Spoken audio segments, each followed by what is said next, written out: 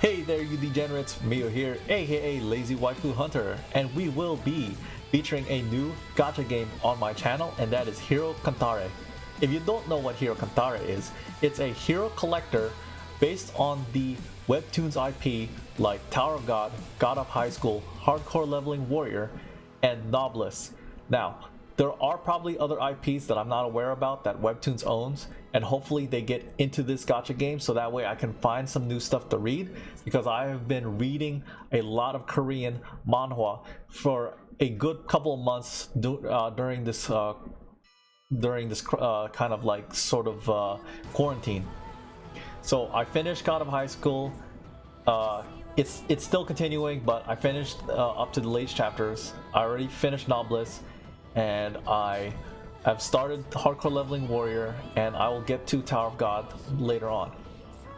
So this gacha game is something that I actually looked forward to for when it was announced on pre-register, and it really caught my attention in a way that it's utilizing like full animations for these heroes, like how Epic 7 does with theirs. And it has a battle system similar to Seven Deadly Sins Grand Cross with a mix of Hearthstone in it with its mana system. So when I got my hands into it, the game was amazing. I love the animation. The music is superb.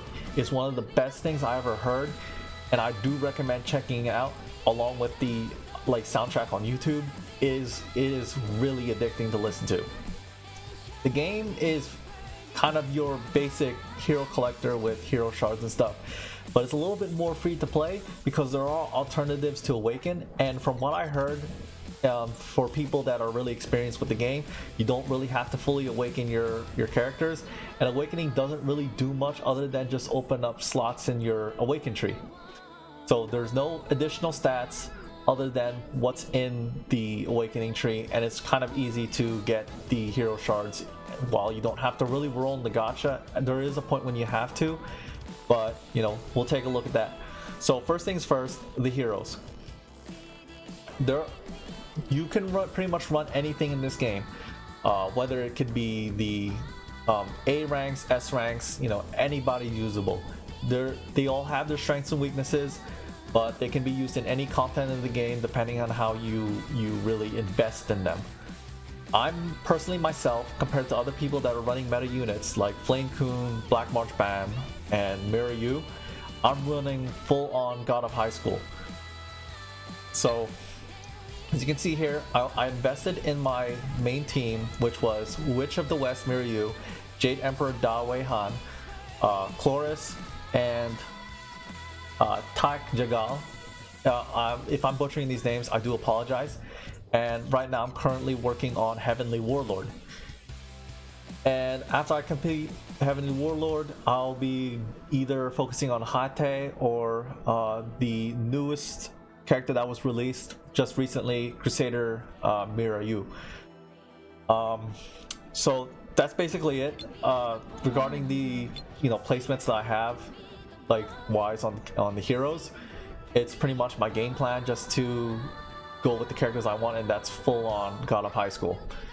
So regarding like the battle system and stuff, as you can see here, now you're wondering how the card system works in play. So similar to Seven Deadly Sins, but not so similar. Your characters have their own like cards, and if you fuse cards together, they actually activate specific skills. Say for example, did I just activate, like I want to activate just the first skill, I just use one card. Then if I want to activate skill 2, then I fuse 2 cards together, and then when I activate skill 3, then I fuse 3 cards together. It's very simple, not really much to have to put into it, but you know, you have to be wise in what you do when you fuse these skills, because they do cost mana, and in longer battles you'll realize that mana starts recharging less and less, from my experience honestly, but I'm kind of bad at managing mana in the long term. But overall it affects how you're able to do skills, that sort of stuff. And in order to use and also like they do have kind of like a limit break system, but you have to unlock the characters 4-star, and not all of them have these unique animations. Like say for example Jun Mori, which he has his variant Heavenly Warlord has EX, but when you go down to his regular unit, he doesn't have any EX skill. So it's a little bit of a shame, but you know, it's a lot of work and effort that I've seen into the animation, and it's really great. So if you want to like awaken your units, increase their stars, when you roll dupes, you get their memories, and depending on their rarity, like say for example SS gets 80, S gets 30, and then A units get only 10. But the cost difference to like star up these units and awaken them really differs from their rarity rank. And there is an alternate way, but it does get costly because apparently there is a 30 limit before the cost increases when you exchange these memory shards, these memory stones, for specific units. So say for example I trade in 30 for Mirror, then now the cost to get more Mirror is now 2 memory stones, that sort of stuff. So that is a bit of a downside. I did hear that they do reset, so there's that. And you know, it's not really a big problem for me because like overall I'll just be saving up and just be rolling for God of High School most of the time. I'm waiting for King Uma. She should be coming like later down the line. I don't know when, because we are missing a couple units compared to JP and not JP Korea, and we're also missing like an entire archetype, which was the Noblesse. So now, so you've got your basic modes, you've got your story, you've got your world, you got your arena. You know, the farming is not that bad as I thought. It's something that I can kind of work through it because I'm kind of used to playing these types of games. So in world, you got your advent boss, where you get your equipment from. You've got dimension gap, where you get some extra goodies and stuff like gold and memory stones and that sort of stuff. Trial Tower, self-explanatory. Anyone that played Epic 7 is kind of similar to that, to the Abyss. It's similar to the Abyss. Dimension Crack is where you actually get these stones for awakening and ranking up your units, you know, and also memory stones when you level up. That's basically it. Hero Dungeon is where you get alternative ways to run characters to get their shards. Say for example, like Emperor Dawei Han. You know, I'm at stage 9. If I complete it, I get 5 shards, but then, you know, it also resets per day, so I can just rerun these just to get more shards. So that's another route that you can take to get more character shards for your characters. It is slower, but as I've said, you know, you don't have to fully awaken your characters. As long as you can get the levels in, as long as you can get your gear in, you're pretty much fine. And luckily about the gear, it's not bullshit like Epic 7 where the stats are randomized. The only stats that are randomized within the gear is basically these. Looks like weapons, accessories, whatever you call it. It's not that bad. I'm not really worried about it. You know, mostly I'm just worrying about just trying to get these gears up to S rank, SS rank, so I can at least have more power and be able to do a lot of the harder content.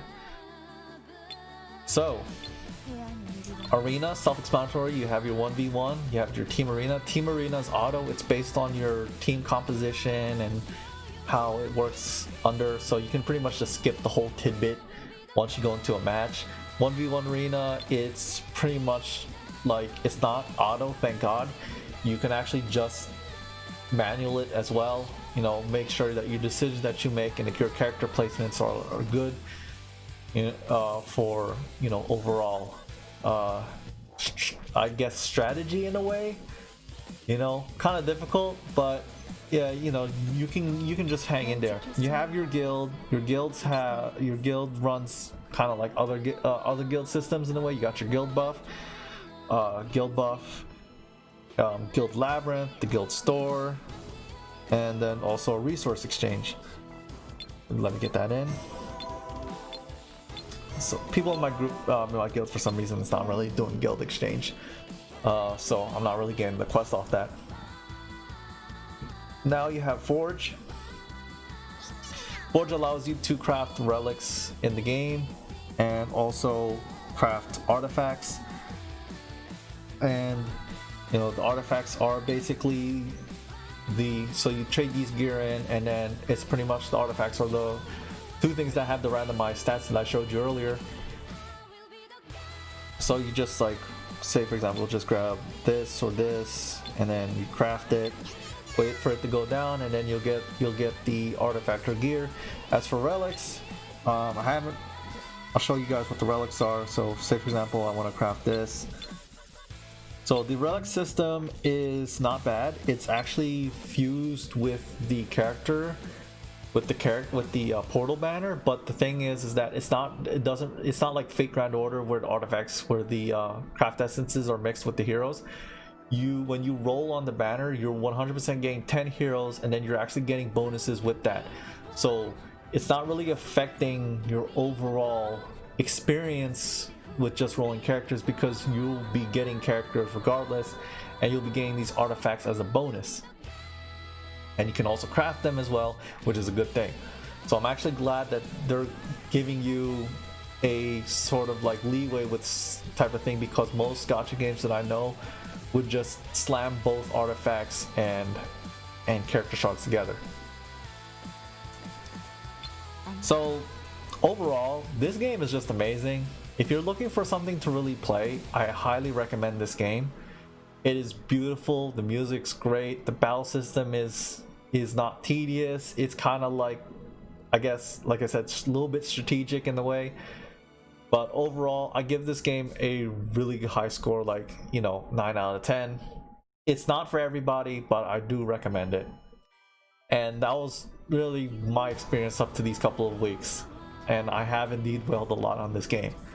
So that'll be all, you degenerates, and stay safe. If you like the content, please like and subscribe. Alright, see ya.